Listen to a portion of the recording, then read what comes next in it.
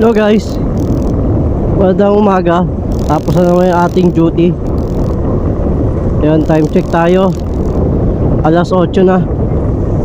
Medyo tinanghali yung pag-uwi natin ngayon kasi may hinintay pa tayong kapalitan. Ayan.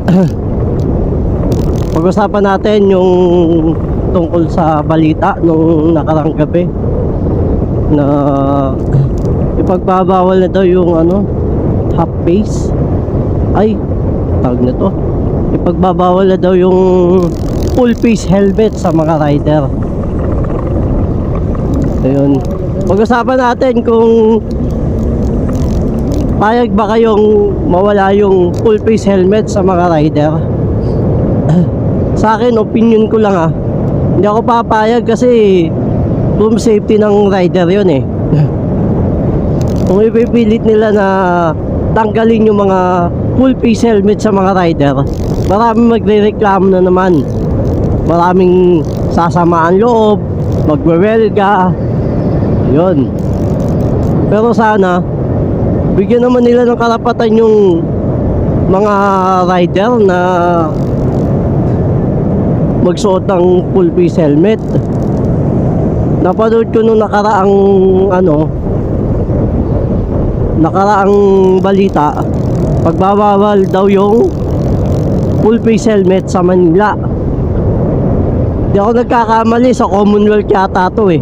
Yung pag-uusap nila, may isang netizen daw na nagrereklamo na tanggalin na daw yung full face helmet sa mga rider.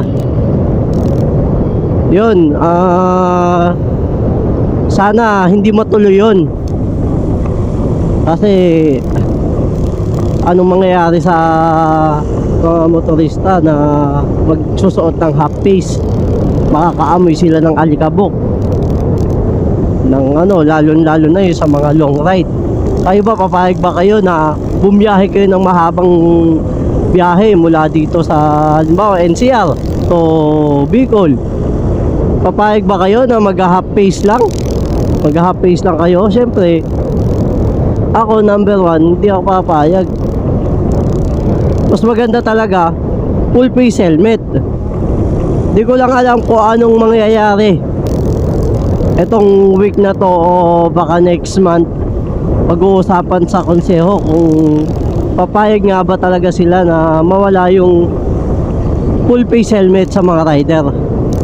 Sa akin lang bilang motorista, matagal na rin ako nagmumotor simula nung 2017 pa.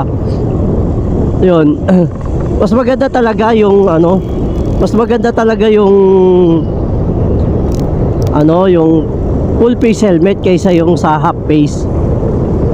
Kasi unang-una sa lahat, naka full face helmet ka, safety. Hindi mo naaamoy yung mga pollution o anuman. At saka kung madisgrasya ka man o ma-slide ka man, hindi ka basta-basta yung yung sa bibig natin o dito sa tagiliran natin, na hindi basta-basta magbabangasan. Kung sakaling ma-slide man tayo, huwag naman sanang mangyari. Yun, at least eto nakaka-safety sa ating sa ating pang-araw-araw na pagmumotor. Yun lang, sana wag na matuloy yung pagtanggal ng full face helmet sa mga motorcycle natin, sa mga kababayan nating bumibiyahe araw-araw sa kanilang bayan. Na sa akin ay hindi talaga ako papayag. Number 1 talaga. Mawawalan ka ng ng yung yung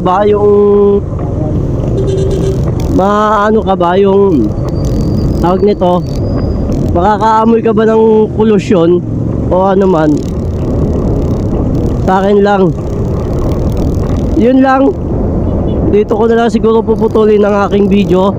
Pinag-usapan lang talaga ano lang talaga ako doon sa ano, pagtatanggal daw ng full face helmet sa mga rider. Yun lang. Maraming salamat nga pala sa lahat ng mga nanood ng aking video nung nakarang araw.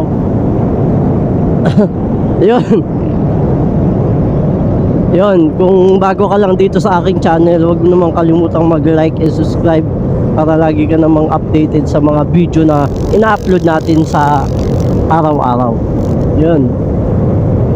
Sa gumagalang Sam Channel. Yun lang. Dito ko lang puputulin ang aking video. Maraming salamat. See you next vlog and peace out.